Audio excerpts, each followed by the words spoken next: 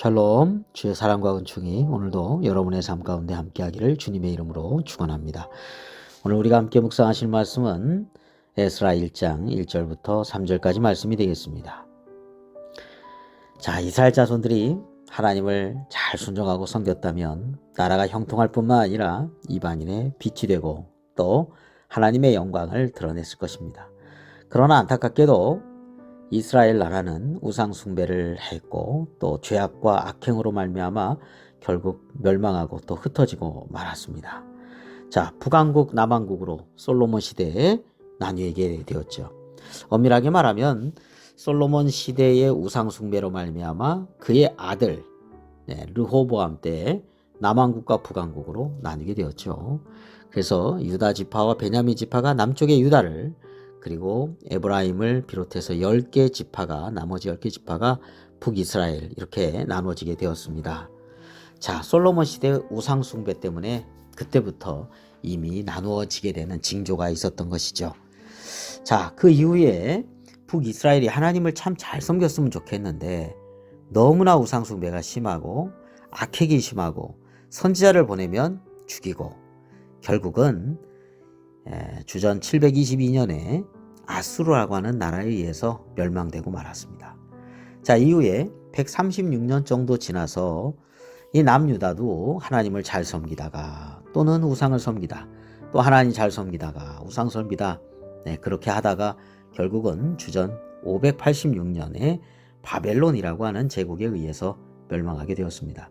이 바벨론 제국은요, 이 유다 민족을 자신의 나라에 포로로 잡아와서 이주시키는 그런 정책을 폈습니다. 자, 그러면서 한 70년이라고 하는 기간 동안 포로 생활을 하게 되었습니다. 자, 남유다가 멸망할 때 성전도 다 회파가 되고요. 성도 다 무너지고 말았습니다. 그러니까 예루살렘에는 성전이 지금 다 무너진 상태로 있고 성도 다 무너진 상태로 있고 어떤 면에서 황폐한 땅이 되고 말았던 것이죠.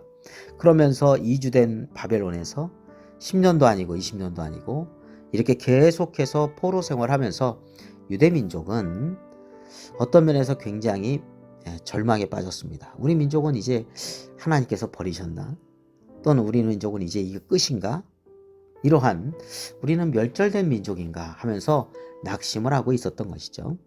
자, 이러한 절망적인 가운데 예레미야 선지자는요 70년 동안 바벨론 왕을 섬기지만 70년이 끝나면 하나님께서 바벨론 왕과 그의 나라와 또 갈다인의 땅을 죄악으로 말미암아 벌하시고 영원히 폐허가 되게 하신다라고 하는 말씀을 예레미야를 통해서 이제 전하게 되죠. 예레미야 25장의 9절부터 13절에 있는 말씀이 되겠습니다.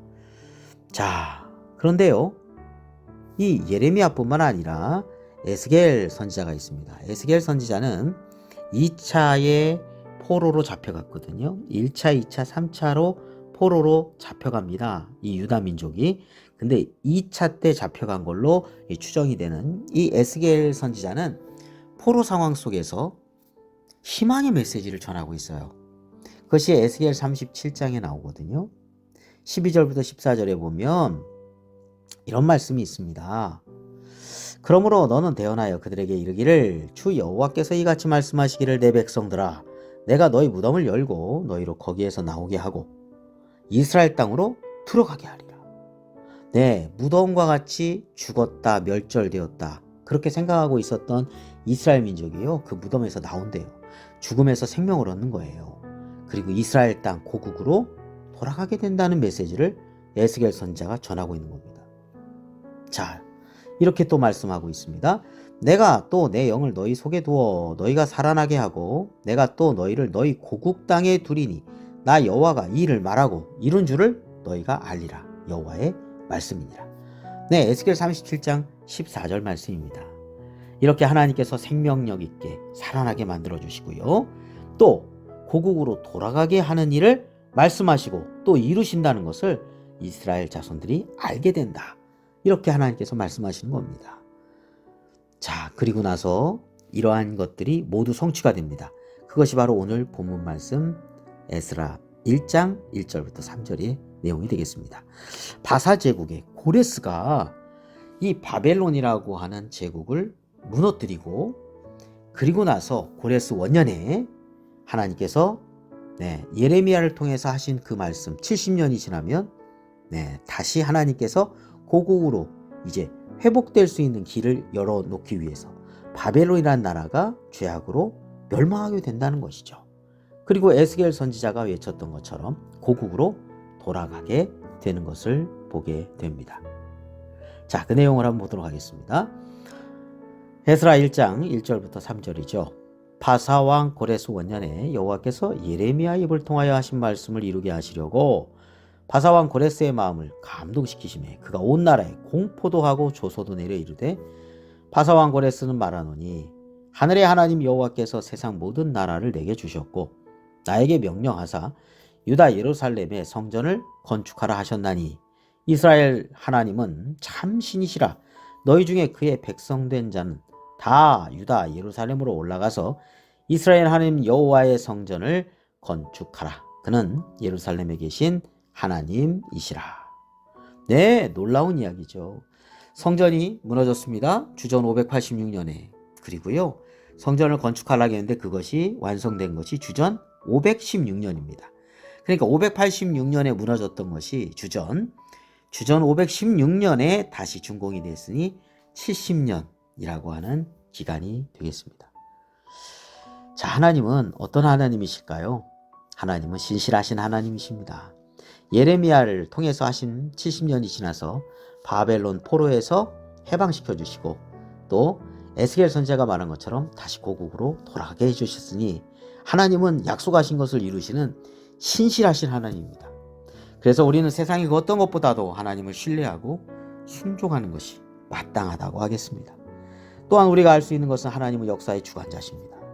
바벨론이 역사를 주관하는 것도 아니었습니다. 바사의 고레스가 모든 걸 주관하는 것이 아닙니다. 오늘 고레스가 이런 고백을 하지 않습니까? 하늘의 하나님 여호와께서 세상 모든 나라를 내게 주셨고 나에게 명령하사 유다 예루살렘의 성전을 건축하라 하셨나니. 하나님께서 감동시켜 주시고 바사왕 고레스의 마음을 감동시키셨다고 오늘 1절에 나오죠. 그리고 바벨론에서 귀환할 수 있도록 그렇게 하나님께서 역사해 주셨던 것을 보게 됩니다. 진정한 역사의 주관자는 세상의 권력이 아니라 하나님이신 것을 우리는 잊지 말아야 하겠습니다.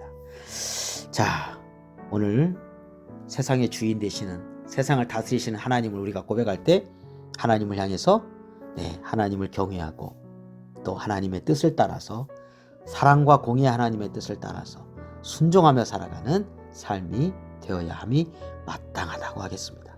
기도드리겠습니다. 거룩하시고 자비로우신 하나님 아버지, 저희들이 죄악으로 주님의 마음을 아프게 하며 스스로 멸망의 길로 가지 않도록 이끌어 주옵소서. 하나님을 말로만 믿는다고 하지 않고 삶 속에서 신뢰하며 말씀을 따라서 살아가도록 인도하여 주옵소서. 어떤 상황에서도 하나님의 사랑과 그 은혜를 잊지 않고 주님을 더욱더 가까이, 주님을 사랑하면서 주님의 말씀을 따라서 살아가도록 인도하여 주옵소서. 우리 구주 예수 그리스도의 이름으로 기도드립니다. 아멘.